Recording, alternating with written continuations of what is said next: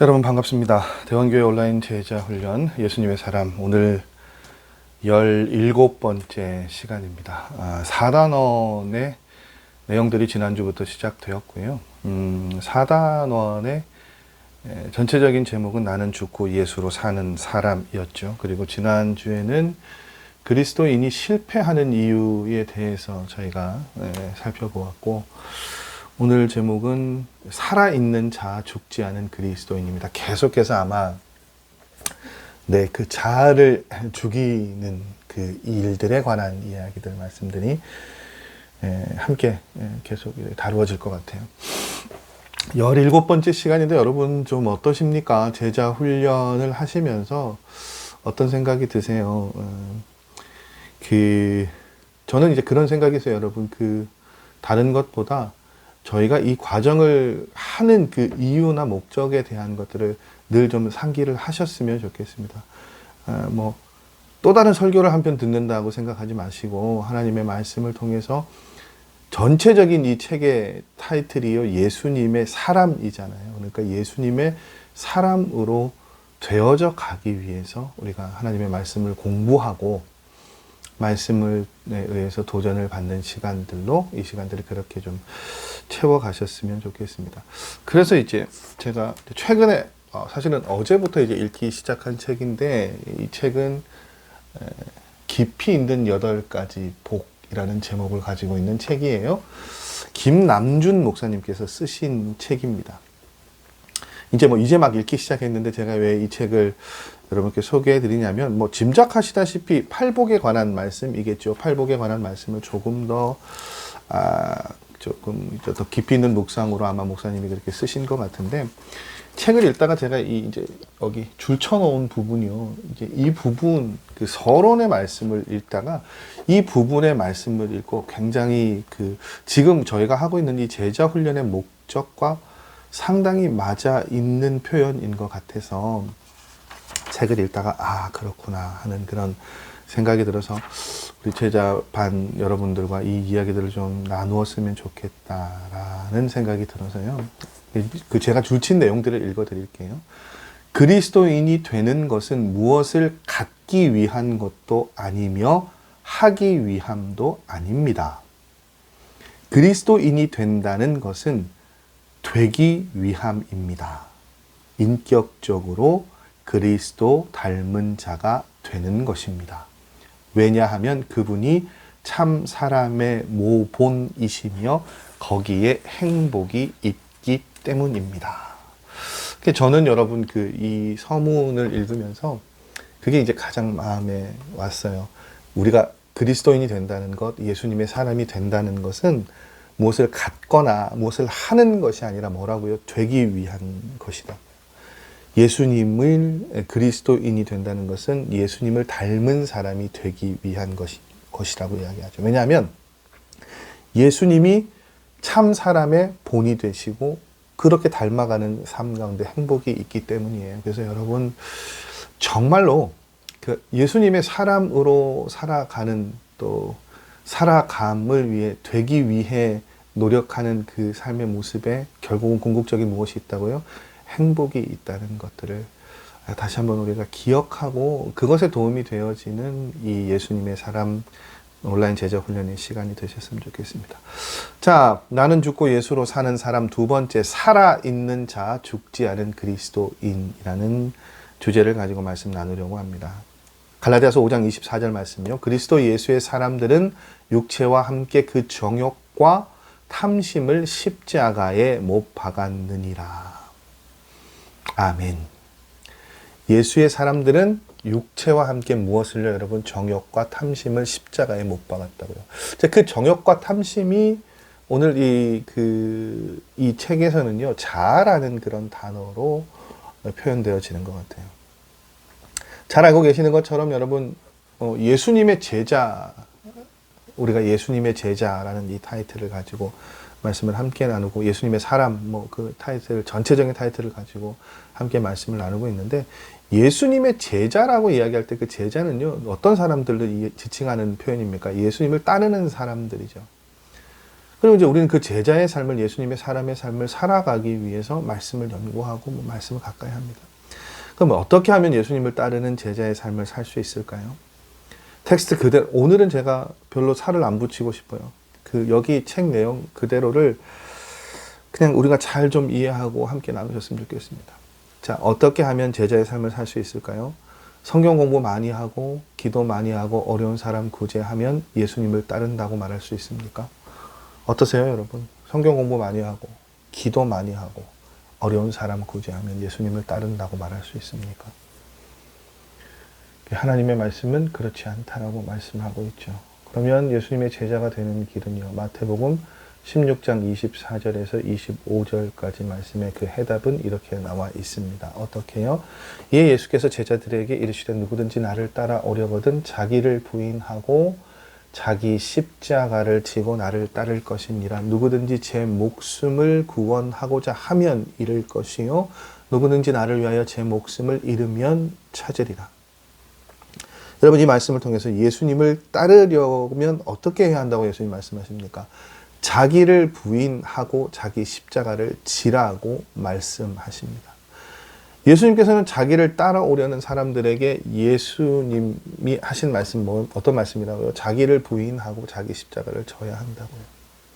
그럼 여러분, 이 말씀을 통해서 제자의 기준이 어떤 기준을 가지고 있다는 걸 우리가 짐작할 수 있습니까?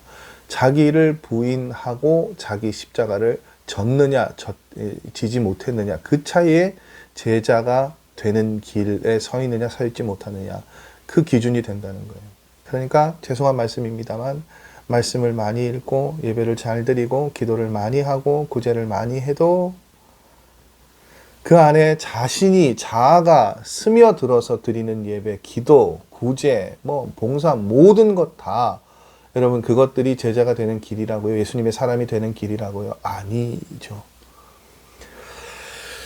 자기를 부인하고 자기를 십자가를 지라는 것은요, 예수님께서 십자가에 그렇게 죽으셨던 것처럼 우리 자신도 죽었다는 사실을 분명히 어떻게 해요? 알고 고백하는 삶이 되어야 된다는 것입니다. 그러니까 정말로 예수님 이제 나라는 사람은 죽었습니다. 지난 일과에 왜 김익두 목사님 그 부고장 돌린 거 보셨죠? 그게 실제로 김익두 목사님 죽었습니까? 아니죠.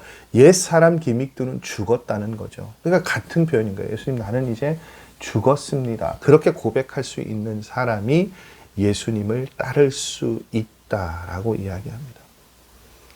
자기 죽음, 그런 고백이 분명하지 않으면요, 이게 결코 주님 가신 길을 따라갈 수 없습니다. 책에도 나오죠. 유기성 목사님 표현처럼 모든 목회자가 동일하게 느끼는 이야기일 거예요. 목회를 하면서 참 안타까운 것은 여러분, 어느 교회든지 문제를 일으키는 분들이요, 새로운 새 가족들이 문제를 일으킵니까? 아니에요. 거의 대부분 열심 있는 교인들이 문제를 일으킵니다. 자, 오해의 소지가 있으실까 봐요. 텍스트 그대로 읽어드릴게요. 그들은 대체로 여러 해 동안 교회를 위해 자신의 시간과 물질, 재능을 바친 사람들입니다. 문제는 그들 때문에 교회 안에 온갖 시험거리도 생긴다는 것입니다. 자, 여기까지가 이제 텍스트를 그대로 제가 읽어드린 것이고요. 그럼 여러분, 왜 참 의문이 들지 않아요? 우리가 보기에 열심히 있는 교인들이, 그러니까 물론 여러분, 열심히 있는 교인이 다 그러면 시험을 일으키느냐? 그거 아니죠.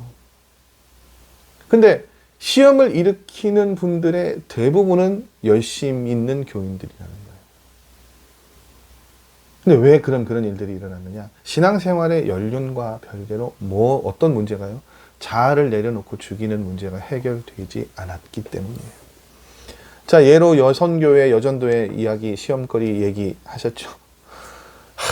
깍두기와 배추김치.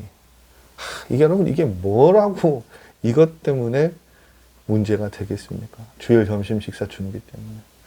그런데 저희도 가끔씩 제가 이렇게 들려오는 이야기를 보면 메뉴를 정하시고 또 먹는 문제를 가지고 크고 작은 의견들이 대립되어지고 또 소소한 그런 감정적인 그런 싸움들이 일어났다는 이야기를 제가 저희 교회에서도 종종 듣고 접하게 됩니다. 별걸 아닌 문제잖아요.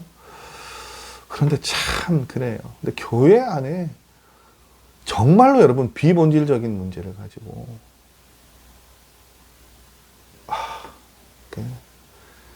다투고 원망하고 헐뜯고 비난하는 이야기들이 예외 없이 넘쳐나는 것을 봅니다.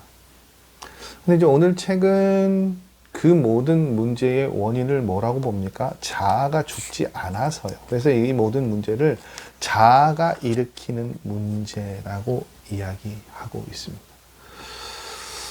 여러분 말씀 묵상하시거나 여러 가지 그 상황들을 통해서요. 하나님께서 주신 그런 묵상 가운데 혹은 이런 과정들을 통해서 자아를 죽으라라고 그렇게 말씀하시는 하나님의 말씀 들어본 적이 있으세요? 저는 수시로 경험합니다. 제 마음속에 막 여러 가지 여러 가지 생각들이 일어나게 되고 여러 가지 상황들을 보면서 화가 나기도 하고 분노하기도 하고 무기력해지기도 하고 마음이 상하기도 하고 그럴 때마다 그러니까 제 안에 인간적인 방법으로 그것들을 해결하고 싶은 마음들이 일어날 때마다 하나님께서 주시는 생각, 마음 또 말씀들은 이 죽으라는 말씀이에요. 유 목사님이 이제 이런 말씀하시죠. 본인이 은혜의 눈을 떴을 때 하나님께서 주신 말씀이 뭐냐면 죽으라는 말씀이에요. 그러니까 이 죽으라는 말씀이 모든 것의 해결의 열쇠라고 말씀하고 계십니다. 여러분 목사도 그렇고 교회 안에 많은 성도님들도요. 상처받았다는 말을 참 잘하고 많이 하십니다. 근데 여러분 그 상처받았다는 이야기는 결국 뭐라고요? 상처받기 쉬운 자아를 내가 아직도 붙잡고 있다는 거예요. 일상을 살아가기가 힘들다고 말하는 분들 계시죠? 그건 역시 뭐라는 겁니까? 지금까지 내가 살아오는 것의 모든 기준점이 내 힘으로 살아왔단 말이에요. 자기만 믿고 사는 사람 불행한 사람이고요. 왜 불행하다고 이야기할 수밖에 없습니까? 자기만 믿는 사람은 자기 자신밖에 자신을 책임질 수밖에 없잖아요. 여러분 우리 삶이 힘들고 불행한 것은요. 환경이나 사람 때문이 아니라고 이야기합니다. 우리 삶이 힘들고 불행한 이유는 뭐라고요? 자아가 죽지 않아서요. 그러니까 자아가 죽지 않으니까 어떻게 해요? 환경이나 사람이 힘들게 느껴지는 것이죠.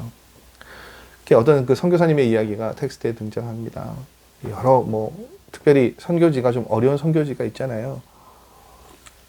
무슬림이든 공산권이든 최근에는 참 중국에 이 선교하는 일이 참 어렵다고 하는데 근데 이제 아주 노련한 그 선교사님이 그런 말씀을 하시는 거예요. 그런 선교지가 참 어렵다고 말씀하시는데 선교사가 살려고 하면 참 어렵다고요. 근데 그 나라에 들어가서 죽으려고 하면 문은 얼마든지 열려 있다고 그렇게 말씀하시더라고요. 참 그 동감이 되는 말씀이죠. 그러니까 내 자아가 얼만큼 살아있고 내 자아가 얼만큼 버티고 있느냐에 따라서 어떻게 해요? 나를 둘러싼 모든 것들은 죽어 있는 거예요. 저희 지난 작년 가을쯤에 저희 교회에 오셔서 저희가 후원하고 있는 태국의 샤미 스쿨에 계신 최호득 선교사님 오셨죠. 여러분 어떠셨는지 모르겠습니다만 그 선교사님은 불과 몇 년 전까지만 해도요. 서울에 있는 굉장히 유명한 큰 교회의 담임 목사님이셨어요. 이렇게 이제 여러 가지 급박한 상황 가운데 선교사님이 샤밋 학교의 교장으로 가게 되셨죠. 그러니까 저라면 너무 달라진 이 삶의 그 자리를 보면서 과연 적응할 수 있을까 그런 생각이 들어요. 그래서 참 그 선교사님 제가 잘 알지는 못하지만 존경하고 또 존중하는데요. 이제 목사님의 일상이 쭉 페이스북에 이렇게 쭉 올려지면 저희 교회 오셔서 보고하신 것보다 훨씬 더 일상에 그 주어진 사역에 집중하고 계시고 애를 쓰시는 그 마음들이 느껴지는 그런 경험들을 종종 합니다. 죽으려고 하는 거죠. 그게 정말 내가 살려고 하는 것이 아니라 나를 내려놓고 자아를 내려놓으니까 어떻게 됩니까? 그 사역이 일어나고 살아가게 되는 거예요. 여러분 우리가 예수님의 사람이라는 큰 전체적인 타이틀을 놓고 이 제자훈련 과정을 하고 있습니다. 예수님의 사람이라는 것은 어떻게 해요? 예수님을 닮아가는 사람. 그러니까 예수님께서 내 안에 들어오시고 우리가 지난 쭉 과정 가운데 이 단어 기억나시죠, 여러분? 내 안에 계신 예수 그리스도예요.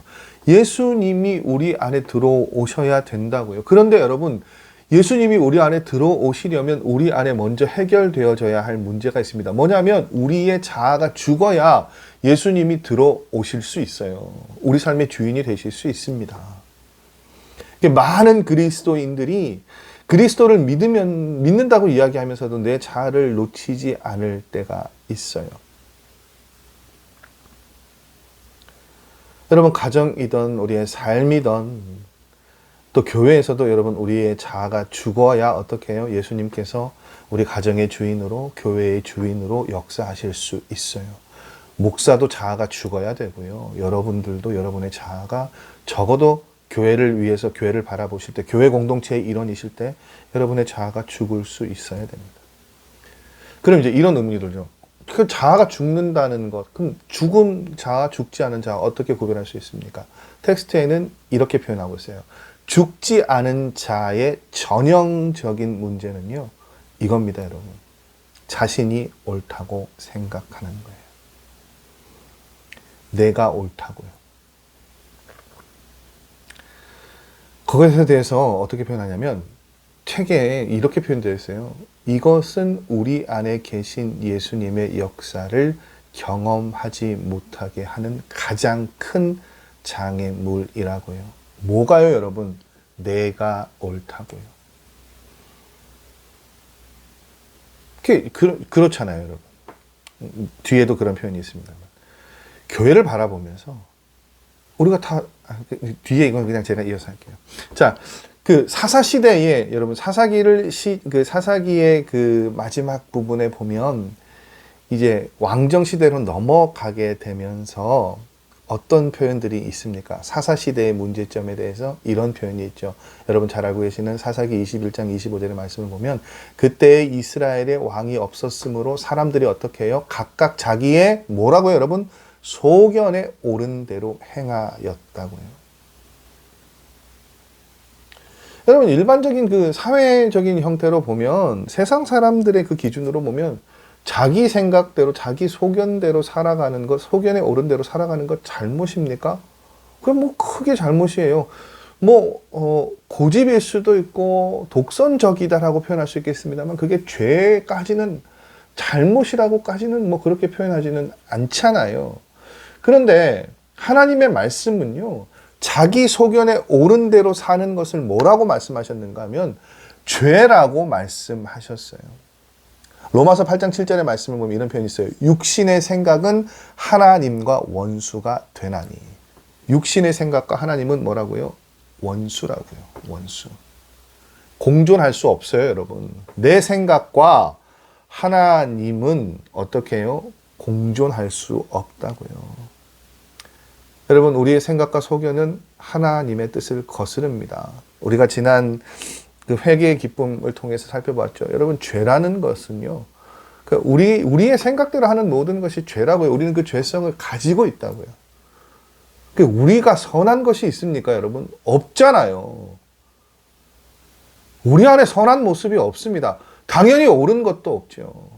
근데 우리는 주구장창 내가 옳다라고 이야기를 합니다. 그래서 여러분, 우리 가정에 일어나는 모든 문제는요, 우리 생각에 옳은 대로 살기 때문에 일어난다는 거예요. 우리 삶에서 일어나는 대부분의 문제는요. 여러분, 이거 고치는 게 정말 어렵죠. 쉬운 일이 아닙니다. 그게 어떤 거냐면 이런 거예요, 여러분. 내가 받아들일 수 있으면 고칠 수 있어요. 그러니까 이것도 내가 중심이 되는 거죠. 내가 생각하기에 이건 내가 잘못했다, 틀렸다 하면 고칠 수 있단 말이에요. 근데 내 생각이 옳아 보이는 건요, 고치기 어렵습니다. 부부뿐만 아니라 모든 관계에 싸움이 일어나는 일들 한번 보십시오. 내가 잘못을 인정하는데 그 싸움이 납니까? 아니요. 내가 잘못을 인정하는데 싸움은 일어나지 않아요. 그럼 싸움이 일어난 그 관계들을 한번 보십시오. 다 자기가 잘했다고 하죠. 그 유명한 황희정승의 예화 아시잖아요. 내 말도 옳고 내 말도 옳고. 숙부님 어떻게 그렇게 얘기하십니까? 판결을 내려주셔야죠. 조카, 너 하는 말도 옳다고요. 이제 그건 황희정승의 그 좋은 성품을 보여주는 예이지만, 제가 보기에는 이제 그 사람들의 그 가지고 있는 특성이 나타나는 거예요. 다 자기가 잘했다고 얘기를 하고 다 자기가 잘 맞다라고 이야기를 합니다. 그러니까 자기 생각이 옳으니까 어떻게 해요? 싸움이 일어나는 거예요. 좁혀지지 않잖아요. 해결되어지지 않잖아요. 여러분, 교회 안에서 갈등과 싸움 또 여러 가지 관계들이 부서지는 이유도 마찬가지예요. 여러분, 늘 전제 드립니다만 여러분, 우리 가운데 누구도요, 정말 악의를 가지고 교회가 잘못되는 방향으로 교회를 생각하는 사람이 있겠습니까? 여러분, 목사가 교회가 잘못되는 방향으로 무언가를 이끌어 가겠습니까? 여러분께서 그럼 주장하시고 여러분께서 제시하는 의견들이요, 교회가 잘못되는 방향으로의 주장이나 의견이시겠습니까? 아니요. 다 어떻게 해요? 교회가 잘 되는, 여러분이 사역하고 헌신하고 계시는 자리에서 잘 되는 것들을 생각하시는 거예요. 그런데 문제는 뭡니까, 여러분? 나도 잘 되는 방향, 상대방도 잘 되는 방향을 제시하고 이야기하는데 우리는 무슨 생각을 하냐면 내가 하는 것이, 내가 하는 것만이, 내가 제시하는 것만이, 내가 하는 생각만이 어떻게 해요? 교회를 바로 세운다라고 고집한다고요. 잘 된다고 고집한다고요. 그대로 워딩합니다. 제가 여러분, 잘 된다고 내가 생각하는 대로 해야만 교회가 잘 된다고 고집하기 때문이에요. 더 뼈 아픈 표현은요, 이렇게 자기가 옳다고 고집하는 사람은 유기성 목사님이 이렇게 표현하셨습니다. 하나님도 못 말린다고요. 다 좋은 일을 위해서, 옳은 일을 위해서, 선한 목적을 위해서 이야기를 하는데 내 것만 맞다는 거예요. 그러니까 어떻게 해요? 의견이 좁혀지지 않죠. 배추김치 깍두기로도 싸우는데요. 얼마나 많은 일들을 가지고 싸우고 다투겠습니까? 저는 쭉 그렇게 목회를 하면서 이제 어떤 생각들을 가지게 됐냐면, 웬만하면 저는 회의를 안 하고 싶어요. 가급적이면 정해져 있는 회의에는 회의를 잘 하고 싶지 않습니다. 왜냐하면 회의를 하면 다투거든요.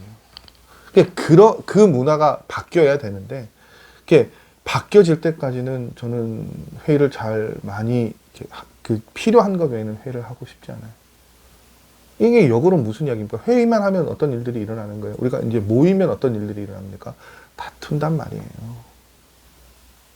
여러분, 저도 반성하고 여러분도 반성하셔야 되고, 저도 회개하고 여러분도 회개하셔야 됩니다. 내가 있는 곳에서 내가 내 주장만을 옳다고 여기고 고집하진 않았는지, 대립하진 않았는지, 그것 때문에 원망하거나 불평하지 않았는지. 여러분, 자기 소견에 옳은 대로 행하는 사람은 곧 아직 뭐가 죽지 않은 사람이에요. 자아가 죽지 않은 사람이고요. 이 사람이 얼마나 심각한지를 보여주는 말씀이 잠언의 말씀에 있는데, 잠언 17장 12절의 말씀을 보면 이런 표현이 있대요. 차라리 새끼 빼앗긴 암곰을 만날지언정 미련한 일을 행하는 미련한 자를 만나지 말 것이니라. 새끼를 빼앗긴 암곰, 얼마나 무섭습니까? 자기 새끼를 빼앗겼는데. 근데 여러분, 그 곰을 만나는 것보다 더 무서운 게 뭐라고요? 미련한 사람을 만나는 것이요. 여러분, 미련한 사람 힘들죠. 어려워요. 정말 미련한 사람과 뭔가를 하는 거 쉽지 않습니다. 제가 저희 예전에 사역하고 동역하던 분들 가운데 그런 분이 계세요. 성품 좋아요. 성품 좋습니다. 근데 미련해요. 근데 그 성품 좋은 것도 말씀에 기인해서 좋은 성품이 아니라요. 제가 그냥 좋은 성품이 좋은 것 같지도 않아요. 근데 이제 그냥 선하게 행동하고 반응하는 것처럼 보이죠. 한없이 미련하면, 그 일을 함에 있어서 오는 그 스트레스나 여러 가지가 굉장히 데미지가 크게 오더라고요. 미련한 것, 참 미련한 사람 그만큼 어렵습니다. 근데 여러분, 이게 끝이 아니죠. 잠언의 말씀이. 잠언 26장 12절의 말씀을 보면 이런 말씀이 있어요. 내가 스스로 지혜롭게 여기는 자를 보느냐 그보다 미련한 자에게 오히려 희망이 있느니라. 여러분 끝판왕이죠. 누가요? 스스로 지혜롭다고 여기는 사람이요. 내 자아가 죽지 않은 사람이요. 예를 어떻게 들었습니까? 교회 안에 대립되어지는 여러 가운데 여러 가지 의견 가운데 내 것만 옳다라고 얘기하는 사람이요. 그 사람이 끝판왕이에요. 왜냐하면 잠언의 말씀 뭐라고 얘기합니까? 미련한 사람보다 더 무섭다고요. 와, 암곰을 만나는 것보다 새끼를 빼앗긴 암곰을 만나는 것보다 더 무서운 게 미련한 사람을 만나는 것인데 그 미련한 사람을 만나는 것보다 더 무서운 게 뭐라고요? 스스로 지혜롭다고 생각하는 사람이요. 뭐라고 얘기합니까? 미련한 자에게 오히려 희망이 있다고요.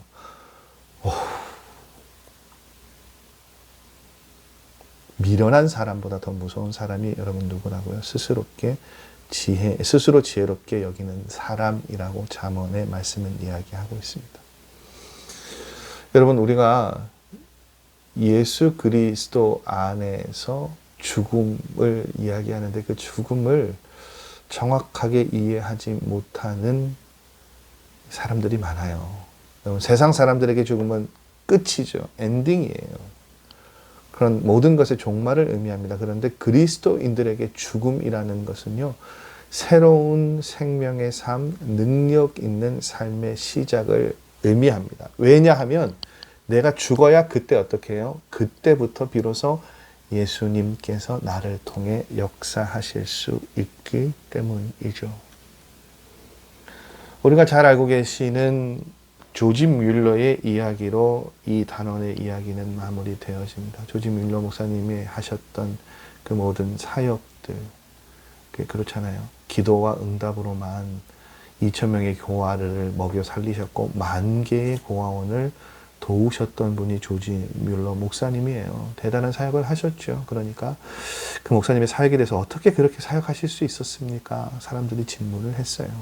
어떻게 그렇게 능력 있는 삶을 목사님 사실 수 있었습니까?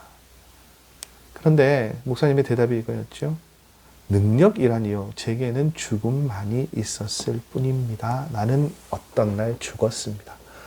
조지 뮬러에 대해서 죽고 세상이나 친구들의 칭찬에 대해서 죽고 책망에 대해서도 죽었습니다. 자아를 다 내려놓으니까 어떻게 해요? 그것을 통해 하나님께서 일하시는 것을 조지 뮬러 목사님은 경험하게 되셨다라고요. 여러분 오늘 우리가 4단원 이과를 통해서 우리가 다시 한번 우리의 자아를 내려놓고 그리스도 안에서 새롭게 살아가야 할 우리의 삶의 모습에 대한 도전의 이야기들을 살펴봤습니다. 여러분 우리가 하나님의 사람, 예수님의 제자가 되는 것 뭐라고요, 여러분? 얼마나 우리가 많이 예배드리고 기도하고 또 봉사하고 구제하는 삶을 사느냐, 그것이 기준이 아니라 뭐라고요? 자기를 부인하고 자기 십자가를 지는 삶이 예수님의 제자, 예수님의 사람으로 살아가는 삶이라고 이야기하고 있습니다. 근데 여러분 그렇게 죽지 못하는 사람의 전형적인 모습이 어디에 있다고요? 자신이 옳다고 생각하는 것이요. 여러분 그런 생각을 가지고 있으면 이것이 결국 무엇을 가로막고 있습니까? 예수님께서 우리 안에 들어와 역사하시는 것들을 가로막는 일이 된다고요. 여러분 세상 사람들에게 죽음은 끝을 의미합니다. 그런데 그리스도인에게 죽음은 능력 있는 삶의 시작이라고 말씀하고 계시죠.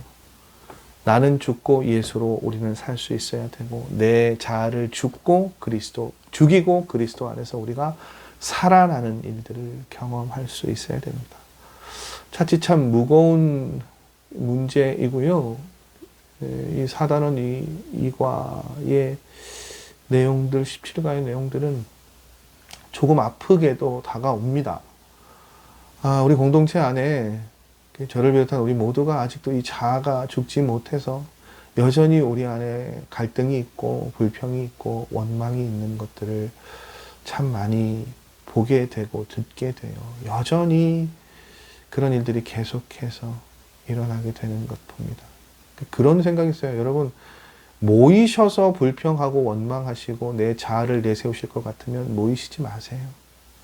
전 그렇게 생각합니다. 모이셔서 여전히 나를 드러내고 그래서 다툼이 있고 분열이 일어나고 내 자아만 드러내는 그런 것들만 보여지는 자리라면 여러분 오히려 모이는 것보다 우리는 그러한 것들에 대해서 더 우리를 가다듬는 시간이 필요하지 않을까 싶어요. 그만큼 중요한 문제이고 우리 모두가 극복해야 될 문제인 것 같습니다. 자아를 내려놓는다는 것, 여러분 그건 참 쉽지 않은 일입니다. 자존심이 상할 수도 있고 내 삶 전체가 부정되어지는 것 같기도 하고요. 심지어 자아를 내려놓는 것이 내 신앙생활 전체를 부정해야 하나 그런 의미와 그런 느낌으로 다가올 수도 있어요. 그런데 여러분 오늘 분명히 말씀은 그 모든 것들을 다 죽일 수 있어야 된다라고 이야기하죠. 조지 뮬러 목사님의 그 마지막 이야기를 다시 한번 환기해 보자면 조지 뮬러 목사님이 뭐에 대해서 죽었다라고 이야기했는지 다시 한번 소개해 드리자면 조지 뮬러에 대해서 죽고 저는 그 다음 표현이 굉장히 마음에 와닿았더라고요. 세상 사람들의 칭찬에 대해서도 죽고 책망에 대해서도 죽고 완전히 자기를 내려놓는 삶의 걸음을 말씀하고 계시는 것을 봅니다. 여러분 좀 그렇게 우리가 변화되어졌으면 좋겠어요. 그래서 정말로 내 안에 예수 그리스도께서 일하실 수 있도록 반응하실 수 있도록 주님께서 주신 마음과 생각과 말들로 우리 주변의 모두를 바라볼 수 있는 그러한 일들을 위해서 여러분 이 한 주간 이 내용들을 다시 한번 잘 생각하시고 또 곱씹으셔서 조금 더 우리가 예수님의 사람으로 제자로 한 뼘 더 성장하실 수 있는 일들이 또 도전의 시간들이 일어나셨으면 좋겠습니다. 여러분 조금 번거로우시겠지만 늘 말씀드립니다만 출석하시고 이렇게 수업 들으시고 출석 많은 말씀들 안 남기셔도 돼요. 출석 체크해 주시고 좋아요도 가급적이면 좀 많이 눌러 주시고